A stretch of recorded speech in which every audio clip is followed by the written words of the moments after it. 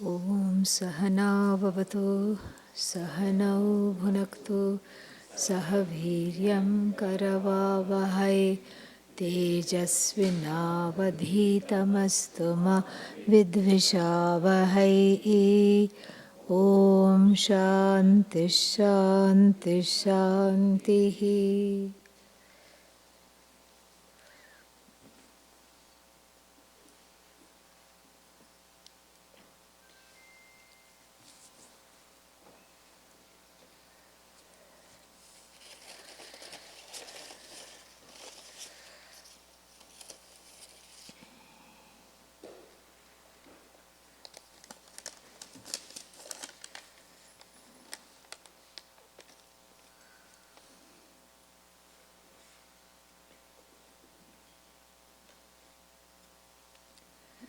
In meditation, we chant a mantra to make the mind one-pointed.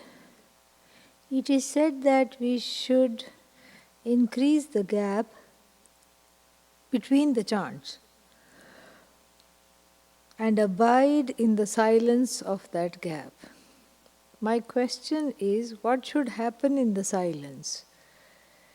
How does one know one is making progress? Is ajapa, japa of the mantra, a good sign that one is progressing in the right direction? Oh, it's not like that. It's japa is repetition of the mantra. And the mantra will be something Panchakshari, Om Namah Shivaya. And it is a flow of a mental prayer. So the mind is given a job to do. Please think. And what will the mind say? I know how to think, you don't have to tell me. I have been doing this for a long time. I know how to think. Who are you to tell me? And then you say, yes, I know you know how to think, but I want you to think a particular thought, and you can play with the mind. I don't know if you can do. Then it will say, oh, I can do anything. What is that? Om Namah Shivaya. I can do that. And then you tell the mind to keep thinking it. Keep thinking it. And then we have what is called Sajatiya Vritti Pravaha, a flow of thoughts which have the same or the identical, which are same or identical, similar or identical. So, usually the mind has Vijatiya Vritti Pravaha. The mind is always full of various kinds of thoughts, jumps. Sometimes it seems like no rhyme or reason, there is a jump, but usually there is a reason or there is a rhyme. Something is there to connect. We may not know the connection, that's all. So, this frog leaping from one thought to another is not the way to train the mind. That is the mind's natural state. But to train the mind, you have to give it similar things to do. What should be the next thought after the first Om Namah Shivaya? Om Namah Shivaya, Om Namah Shivaya. Then of course the mind will go away, then you bring it back. Yato yato nischarati tatas tatas shamayet punaha. So, and atmani eva vasham nayet. So, each time it goes away, you calm it down and bring back the mind. This is meditation. This mental prayer, along with the ability to train the mind, the mental prayer as well as the repetition, the abhyasa, is the meditation. Why? Why is this meditation? Because it's interrupting the regular mind, which is basically, what is that called? Going swachhanda by itself from thought to thought. So if we do this during meditation, the idea is we have a say over the ways of the mind in time. So this is what is called meditation. In that, to increase the focus, sometimes we will pause. We will focus on the pause between the chants, not necessarily to increase the pause. You can do that, no problem. But mainly to master that pause, because in that pause between the first Om Namah Shivaya and the second Om Namah Shivaya, what comes? Distraction comes. The thought, why am I doing this, comes. That's when it will come. When the mind is engaged, it will not come, because it's engaged in saying, thinking Om Namah Shivaya. So between Om Namah Shivaya number 1 and Om Namah Shivaya number 2, in that gap, the distraction can come.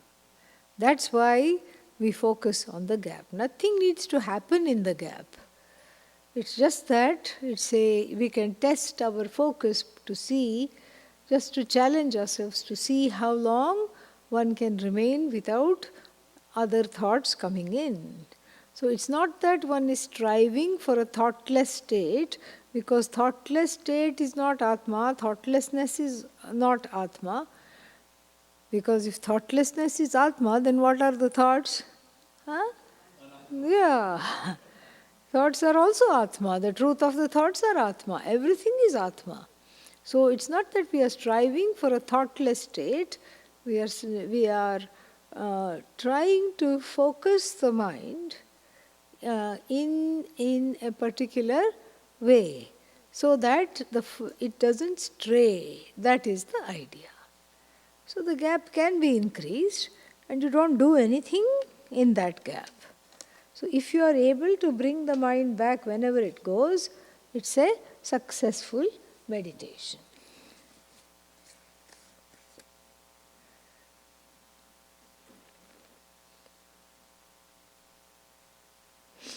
Why is Karma Kanda pujas on the rise all of a sudden?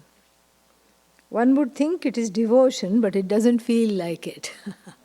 It's either devotion or desperation, because desperate times call for desperate measures.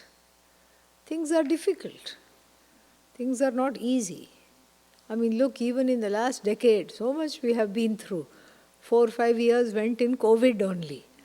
Okay, various kinds of stress. 3-4 years at least went in COVID. And there's so many other things like this.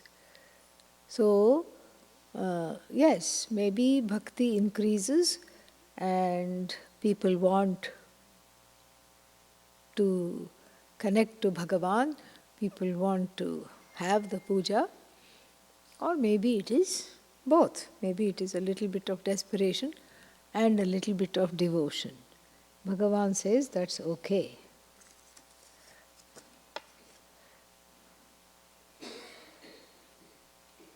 Some people take food out of the lunch room in spite of the sign not to.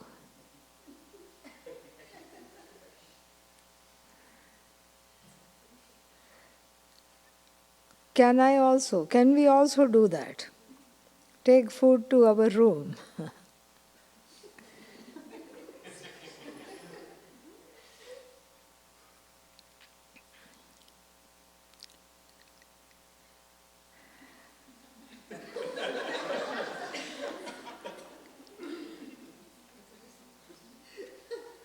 The sign is there. It says, there is a sign not to take the food into the room. And some people still take it out of the room. So that means, can I also take it? No. Okay. Yeah. Simple. Keep it simple, okay? Yeah. Can we cultivate individuality and a sense of self without losing ourselves to our egos labels and preferences. Absolutely. You have to do that. Because when you give up, in the light of the truth of Vedanta, you give up identity and identification, which is in keeping with the whole process. But in order to give up, you should have it in the first place. How can you give up what you don't have? If you try to give up what you haven't cultivated, all that will be left is a sense of feeling bereft and feeling resentful. So you have to have something to give it up. So it's all one of the paradoxes of Vedanta. The first half of the life is intending to acquiring things, titles, education, degree, pedigree, spouse or spouses, and then so many things. And then the other half is devoted to what? Giving it all up in the light of this understanding. So that is how it is. You can't give up what you don't have. So even though it seems counterintuitive, but this is how it progresses. In the beginning, the ajnanam makes you want to have experiences, want to collect objects, situations, people, etc. And then later you find the futility of it all and let that go.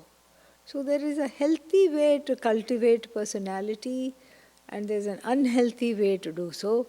And so we focus on the healthy way in the sense of having objectivity, not some kind of a subjectivity with regard to one's personality, ego, etc., but objectively. You can, objectively means what?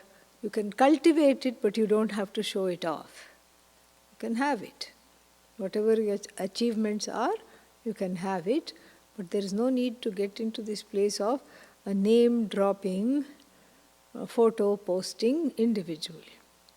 People post photos of everything these days. What are they eating for lunch? What did they do? Where did they go? All kinds of things. So that is too much information. And you can test yourself that a healthy personality will not want to show itself all the time, show off itself. A healthy personality can also be a relatively secure personality.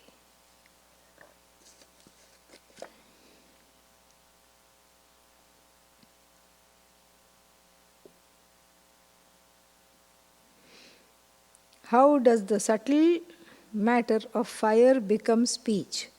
Is it digestive fire or another source? Don't think of fire as fire, okay? Now, this is a model. This is called the 5 elemental model. And a model is again a medium to understand something we otherwise would not. So, we can't take it literally, that fire is in the speech, fiery speech. No, not like that. So the fire, it's just a understanding that the sthavishta means the grossest part goes to something, the middle part goes to something, and the subtlest part is transformed into speech. That is the idea. So it is more upalakshana, metaphorical, rather than literal. Where is the fire in the speech? When you're angry, that is where the fire is. It's very easy to see why it is called fiery speech. But you don't look for real fire, stomach fire, all this. It's not so literal, okay?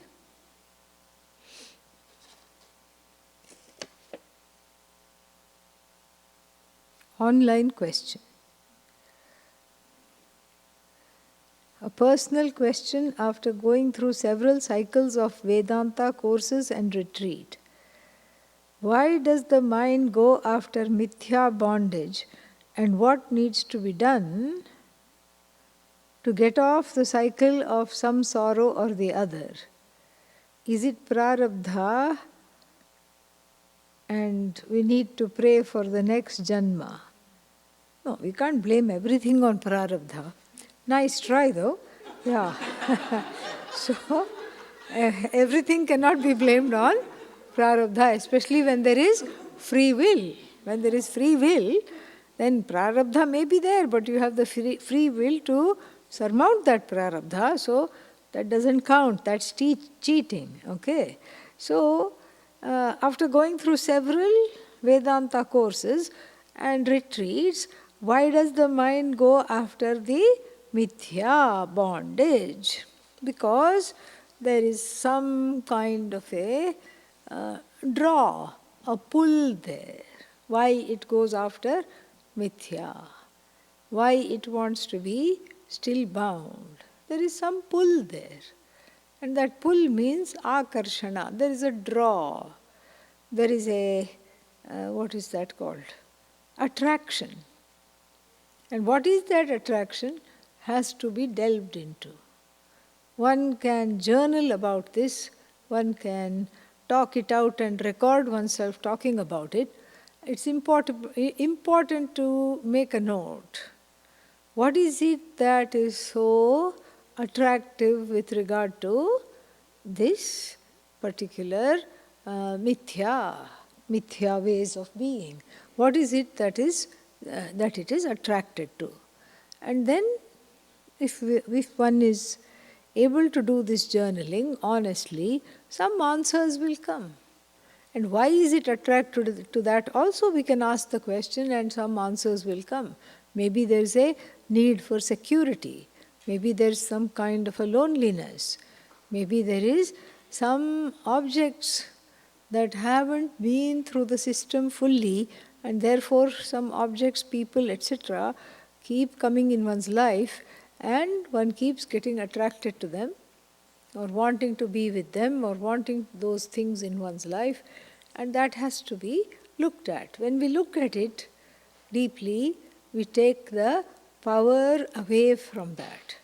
And when that particular object is detonated safely in the light of these kinds of journaling and other such prompts, then it will not bother in the same way. One can look at it objectively and see what is that which is making me look at it subjectively. What is that subjectivity?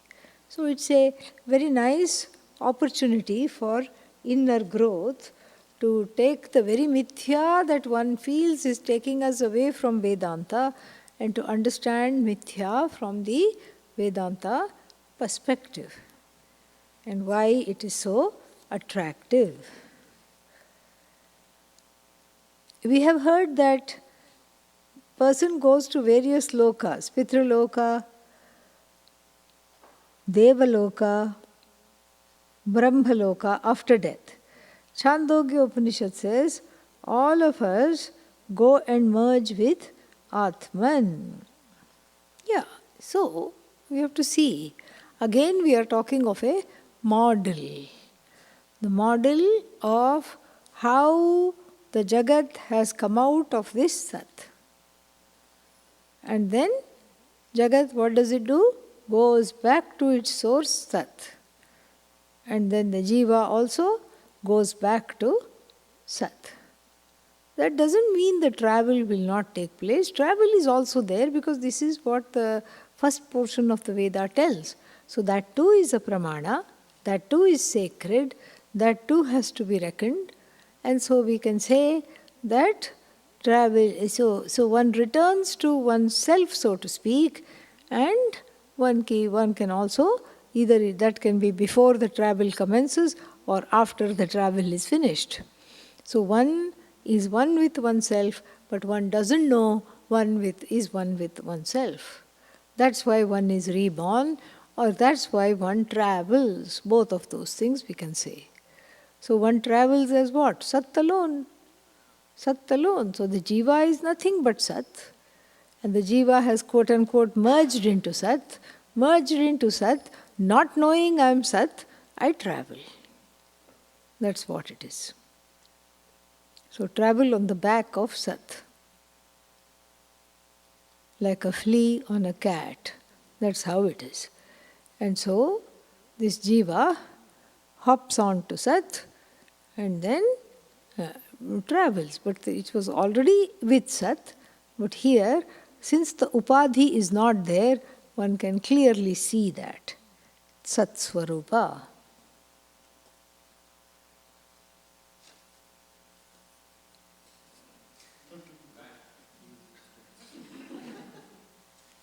This means I can make up the question.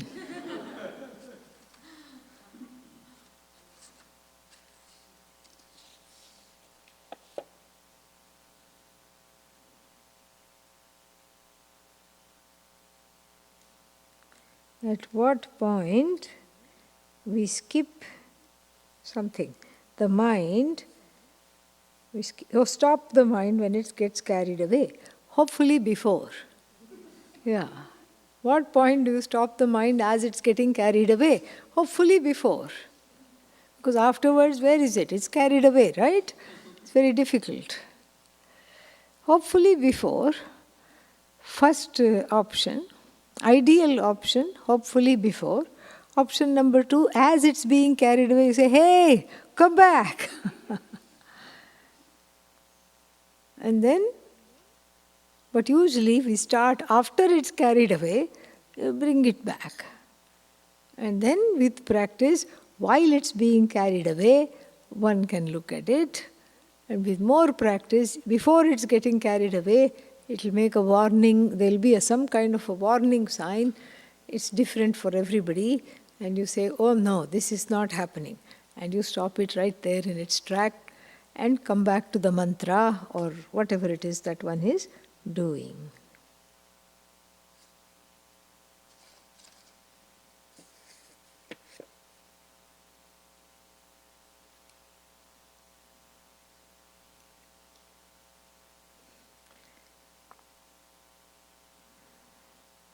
How much should we assert free will?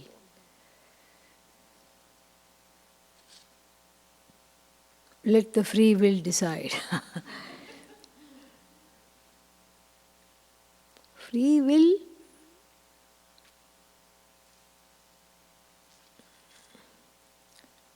it is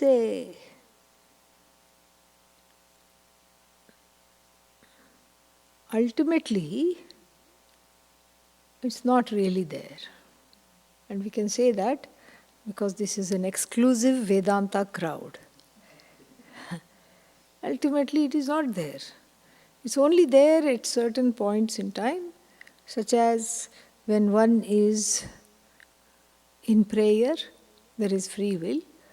When one is doing some reaching out actions to help others, there is free will. Because one doesn't have to do that, one is doing that. One doesn't have to pray no matter how desperate, but one is still praying. And so, the free will is only free in these two circumstances. The rest of whatever we call free will is not free at all, because it is bound in the objects of ragadveshas.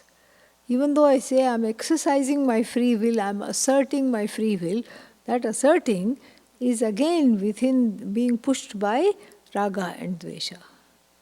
So therefore, there is really not a kind of a free will is not there. That kind of an ideal free will doesn't exist. So, how much to strengthen the free will? It depends. It depends on one's own personality. It depends on, somebody who has had a very oppressive background and hasn't been able to make a single choice in life, for them to say, okay, surrender your free will, come to Vedanta, that will not work. They have to explore. And this, all teenagers do also, exploring. So once they go to college, they will try to find themselves by rejecting all the disciplines, all the norms, everything they have been brought up under. It's a necessary step. It's a necessary phase for them to go to in order to be able to come back. So if the point is to be with Sat, then there is no reason to assert the free will at all. Sometimes we learn a lot and we grow in our practice by really letting go and not flaunting the free will. It's an uncomfortable situation, but who said growth is comfortable? Try it. Let's see how it helps.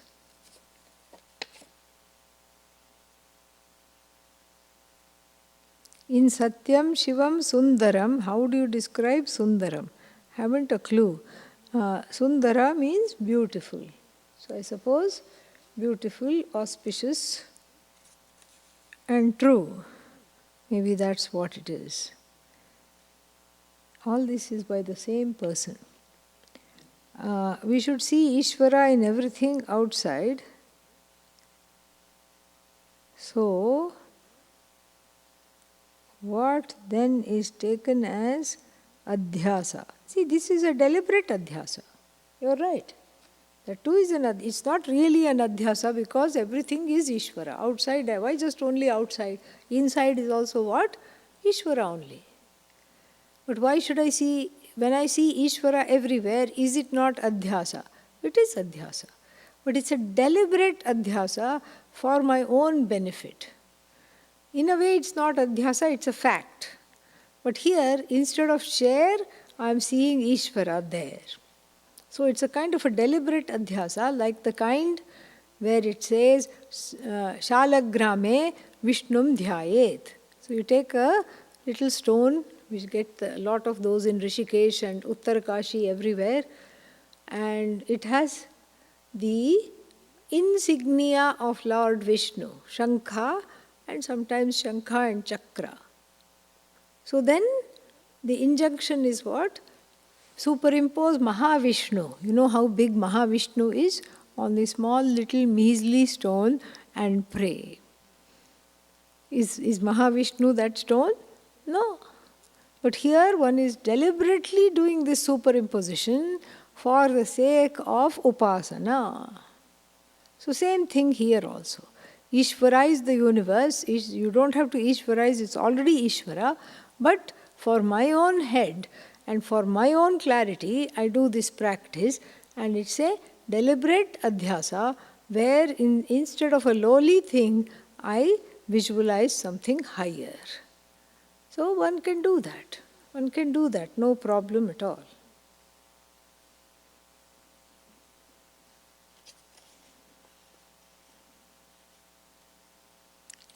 As we learn Vedanta, will our mind get pure, or we have to purify the mind in order to understand Vedanta? Nice question. I would say a little bit of both. It's not either or. So, the mind will get clarified, purified as one studies, and then also it is true that until one studies, until it is purified, one cannot study, and the impasse is gone by making time every day to study. And then what will happen is that the mind is much more available for many, many things.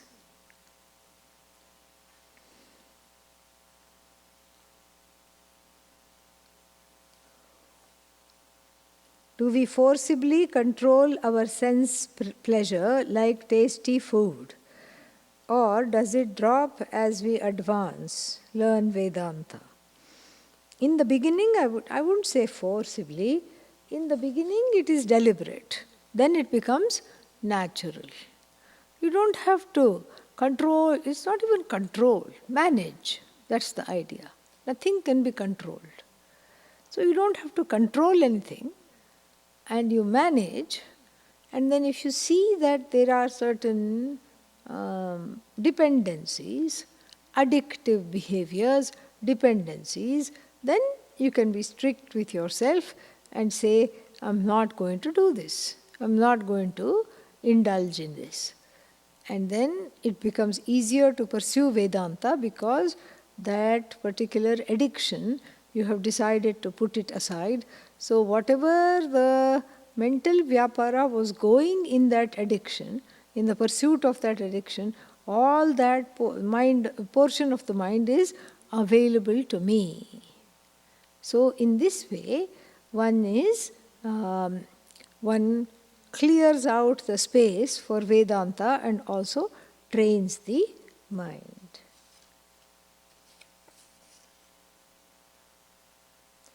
For those of us who are married or getting married, can you direct us to ways to divinize our relationship so as to not experience the relationship as barriers to oneness abiding in the self? Are there texts that deal with the householder issue directly? Bhagavad Gita. Bhagavad Gita is meant for who? Householders. Because what was Arjuna? Householders. Usually the householder is house-held. So first, held by the house. So first that has to be loosened. That has to be loosened and some objectivity has to come there. The whole Bhagavad Gita, which is based on Kathopanishad and other Upanishads, is just for Arjuna, who is a householder, and by extension to everybody who wants to, who is either not ready or does not want to let go of everything, all the desires, and come into this line. And that is perfectly permissible by the Shruti, because the Shruti clearly gives two paths. Paths means lifestyles. Loke asmin dvividha nishtha pura prokta maya. By me, two lifestyles was already given, Arjuna, he says. Given where? We are still in the beginning of the 3rd chapter. Where was it given? In the Ishavasya Upanishad. Ishavasyamidagam sarvam yatkincha jagatyam jagat. That's the first lifestyle. Tena tyaktena bhunjitha magridha kasya svidhanam. Still the first lifestyle.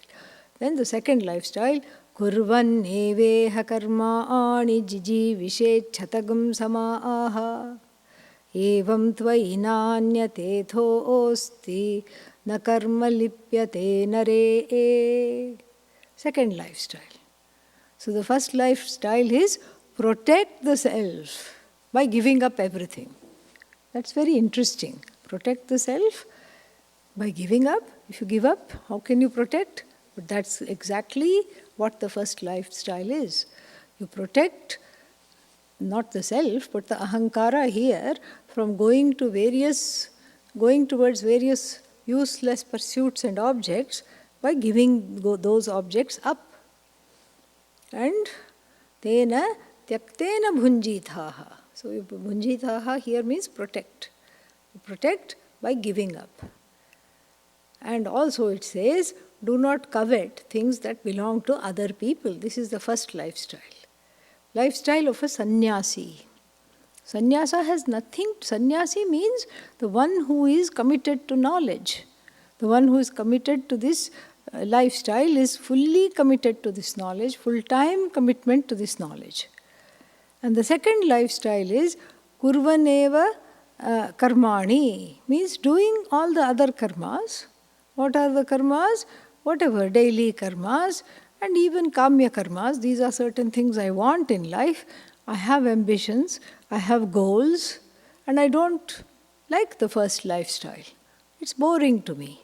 I'm not going to just give up everything and sit there and eat dal and rice one day and the next day what? Rice and dal.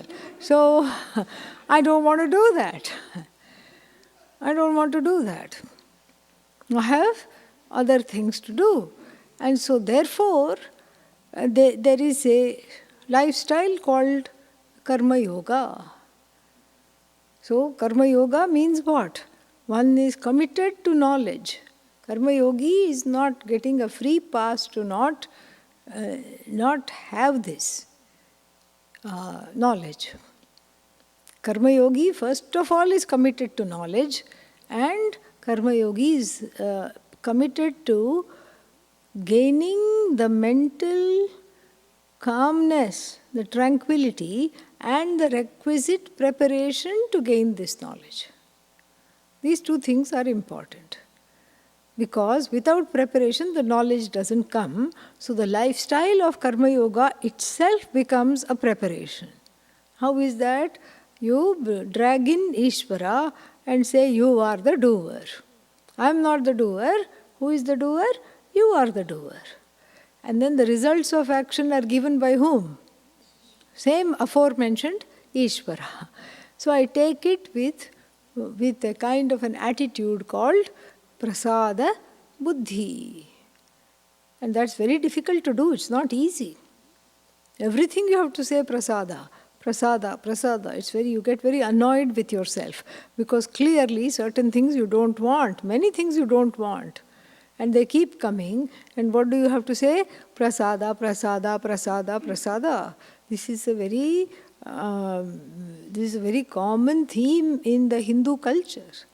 In fact, we even name our children Prasad.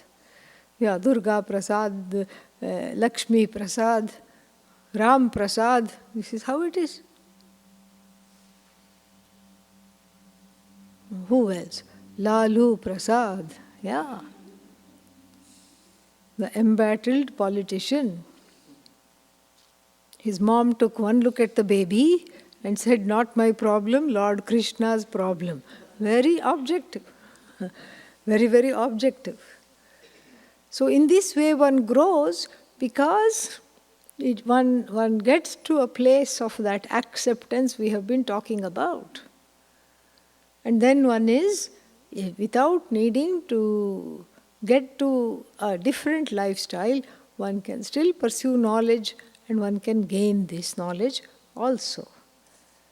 So, Karma Yoga means doing the karma and taking the results cheerfully, and that helps growth, and also not focusing on the results of action, but instead focusing on one's self-growth. That is Karma Yoga. Some people say it's even harder than sannyasa.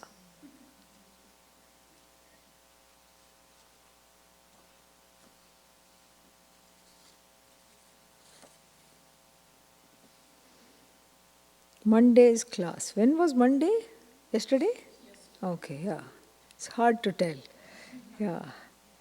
You said that there is no anyatha grahanam in sleep. There is no grahanam at all. Sleep is a state where one is one with Brahman. This reminds me of the comparison of that of an animal. For animal, there is no anyatha jnanam because there is no self-awareness to begin with.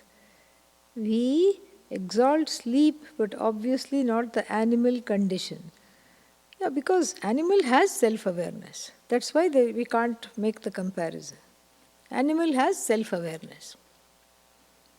There is one pocketbook dog. And there is a special bag that you can buy for the dog to live in. And so, you'll see this in many places. So, carrying the bag and it will come out to look around. What's its name? Chihuahua. Chihuahua. And this Chihuahua will meet one big dog, like a husky. You think it doesn't recognize that? It recognizes that. That's why it goes deep inside the bag and then will give woof from the safety of the bag. It will retreat into the bag and then bark from the safety of the bag. That means what? It has recognized it. It has recognized that there is someone, and this fellow is a lot bigger than me, and I better go deep inside this bag, but I'm going to let him know what this is all about. So there is self-awareness. It's not that animals are not self-aware. There is self-awareness. But it is limited to species which are friendly and same species for the sake of propagation, and predators for the sake of protecting oneself. Self-awareness is that much alone. Desires are also basic desires. So it's not that desires are not there, self-awareness is not there, it is there, very much there. So therefore you can't say there is no anyatha grahanam. There is anyatha grahanam also. Even the cow, Adi Shankara says, makes educated guesses, does inference. So if you are in the Brahma Sutra Bhashya, opening Bhashya, he says that if you are trinapanihi, means what? The person carrying, if you are a person carrying a bunch of grass, and you go inside the cow pen, and you don't even say anything or call to it, it will see the grass and then says, this person is a friendly presence, has a bunch of grass, has come with an offering. I am safe here. And in fact, I need to have a meal right now. I can approach this person and take the grass from their hands. That is its inference. So you see, there is some, it's making some inference. Basic inference, but it's making an inference. Next day you go into the cow pen with a nice, todgy, big stick. You are no longer trinapanihi. What are you? Dandapanihi. So, you go with a danda. That danda in Hindi has become danda. So you go with a big stick. And the cow takes the scene in. Right? It doesn't say, oh, yesterday this fellow gave me some grass. It doesn't mean it. No. Doesn't come to that conclusion. What will the cow say to itself? I better just run. Tadayitum ichhati saha. So this person is wanting to beat me up. So then, so thinking, what does the cow do? Palayitum arabhate. So it gets ready to run away. And so therefore, you can't say there is no anyatha jnanam. There's all kinds of inferences and do this. You see this with your own dog at home. Sit. First it will look at your hand. Is there a treat? Only then I'm going to sit. Only if there is something there for me to eat. If there is no treat, I'm not going to sit. Cats also make inferences. And sometimes what will happen? For no reason at all, the dog will see a shadow and jump. That is an adhyasa, because really there was nothing there. Or the cat will see another cat in the mirror, not understanding that it's its own reflection. It will become like this, all big, and it will have that punk haircut type thing all over its back, and then it will make itself look bigger, and it will walk sideways so that only that angle shows. Otherwise it's a small little mousy thing, but it will make itself look big, and it will hiss at the mirror. That means what? Anyatha jnanam or not? Yeah. That's why animals are much more intelligent than this, and so since they have self-awareness, projection is possible, projection happens. So that's why we do not cite animals. So that's why Sat Swarupa for everyone. And even the mosquito has some self-awareness. What is the self-awareness? I want to live. Yeah, that's the self-awareness.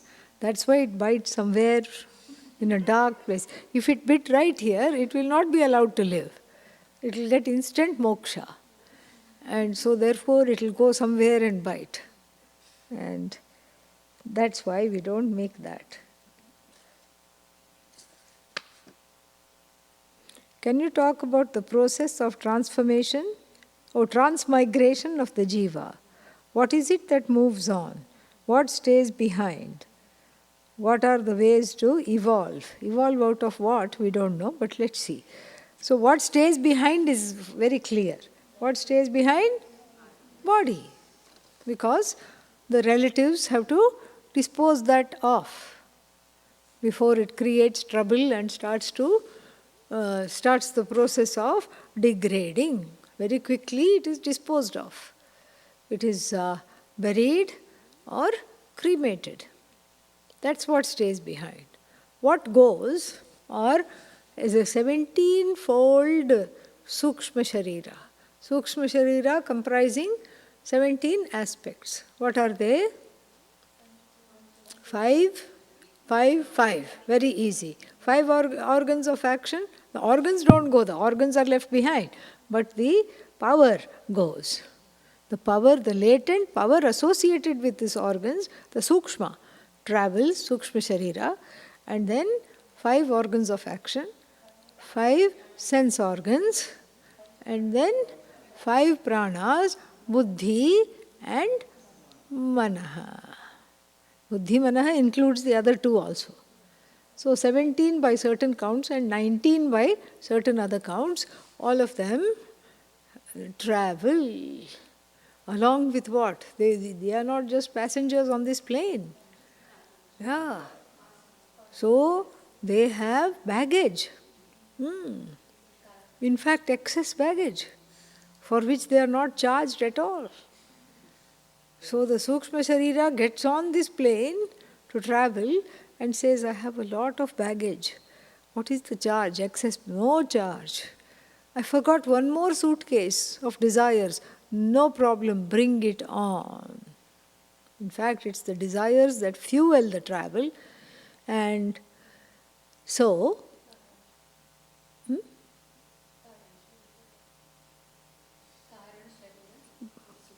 Karana Sharira we are not talking of. We are talking only of Sukshma Sharira.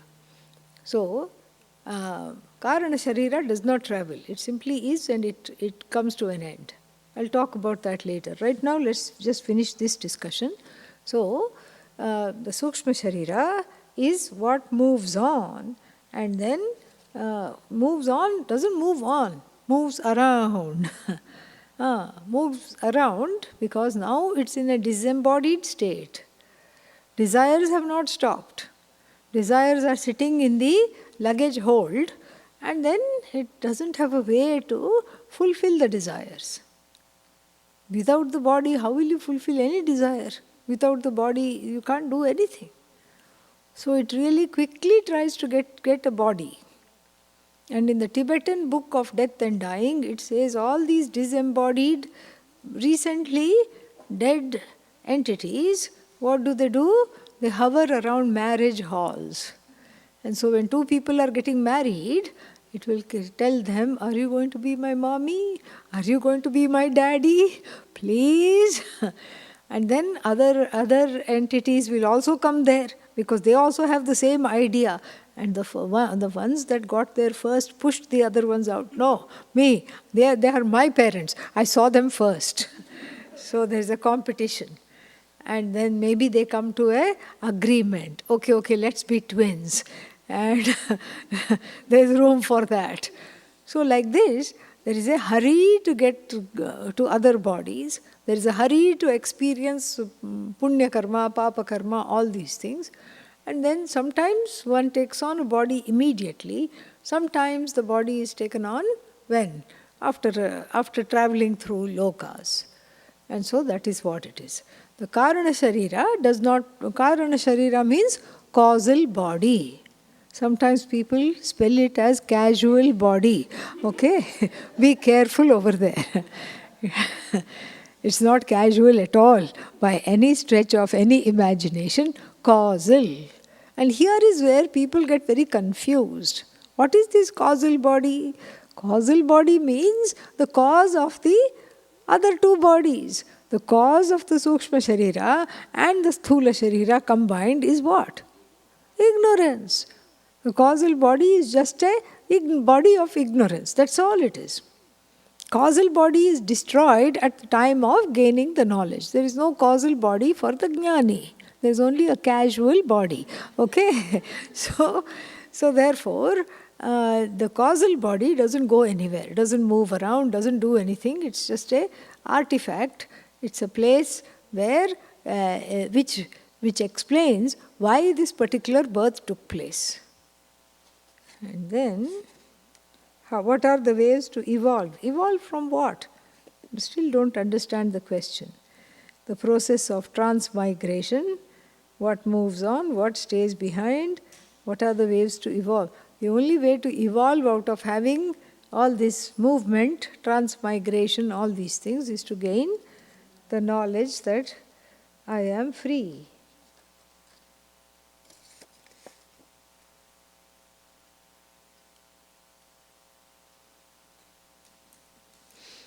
As I ripen in my sadhana, I feel more and more unbothered over years of growth. Congratulations. Fantastic. Very happy to hear. Now, that which used to baffle me often feels clear and